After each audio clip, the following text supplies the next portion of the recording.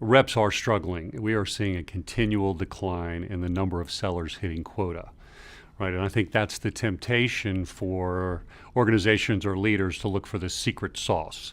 There's thousands of tools. Everybody's looking at AI or some tip or the hottest new methodology, right, to unlock performance, right? But here's the here's the truth. There is no secret sauce, right? Just like learning to play golf or the violin, if you're going to excel, there's a certain set of capabilities required to be successful. There is no shortcuts.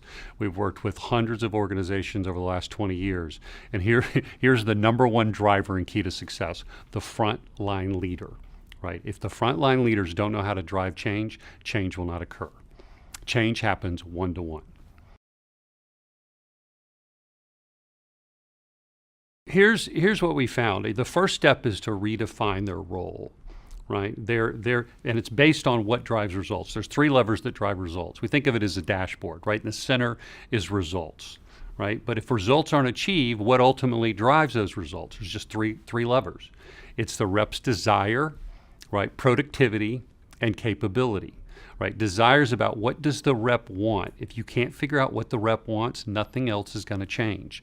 Secondly, it's productivity, right? These are the actions, right, that are required to achieve the optimum results. And that's important, right? What do they need to do?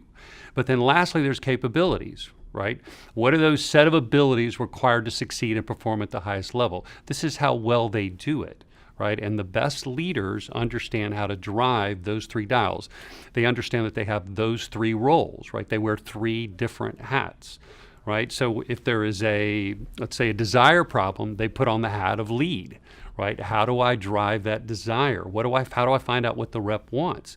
Secondly, I look at productivity. If it's a productivity problem, then I manage. It's measuring and reporting, right? And then if the third dial is capabilities, right? This is where I put on my coach's hat, right? And I got to figure out, how do I help come alongside the rep and develop over time those capabilities were critical to being successful.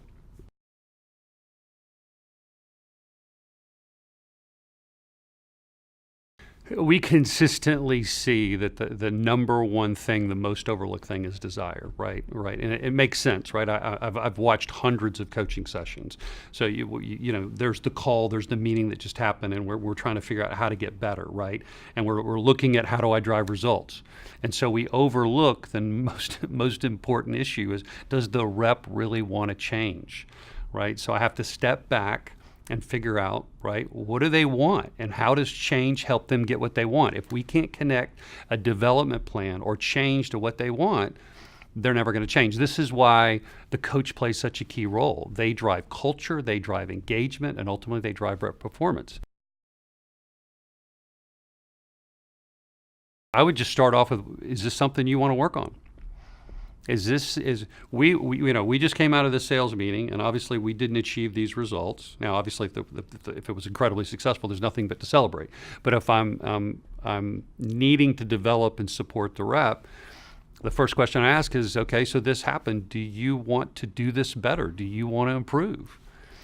Because the development needs to be owned by the rep, not the manager, right? If the manager's pushing, right? If they're pushing the rep to get better, then it's about the leader. What we need to do is figure out, what does the rep want, and then how can you help them get there? There needs to be a shift from kind of a self-centered approach to leadership, which is what we gravitate to because we're passionate about the number, to how can I help the rep be successful? Because if I'm for them, they will follow me.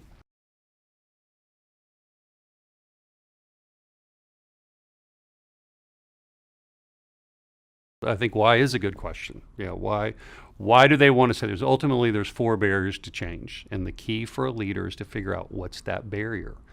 What's keeping the rep from performing? It could be fear, it could be the payoff is not there. But until I address that and figure out what's important to the rep and quit focusing on my agenda, I'm never going to be able to get them to the next level.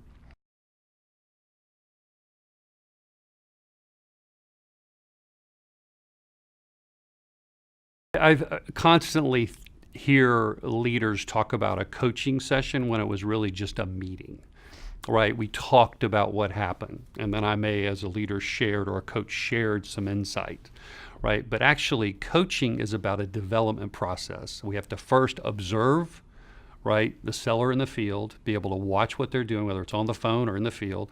I need to help them understand diagnose what's the gap, right? What needs to be improved, right? Then we need to have an alignment around that, and that can be the meeting. But then there needs to be an ongoing development plan. There needs to be practice. So there's three really elements to coach: diagnose, align, and develop. Most people have management meetings. They talk about what needs to happen, where they are in their performance, and what needs to happen in the future. There's not this come alongside, let's practice and work on something over time. And that's what takes the most amount of time, which is why desire is so important.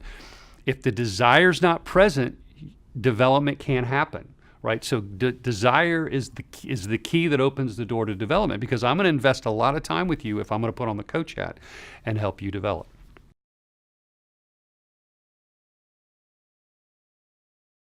Well, we have obviously a lot on our website. So we've written a lot of white papers on this subject, but we've got some information on our program called Catalyst, which is what we call this 4-dimensional leader, right? As a catalyst, they focus on results, or they focus on desire, productivity, and capability. So we've got a lot of information on Catalyst, so I'd love for them to download that and obviously reach out to us if we can help.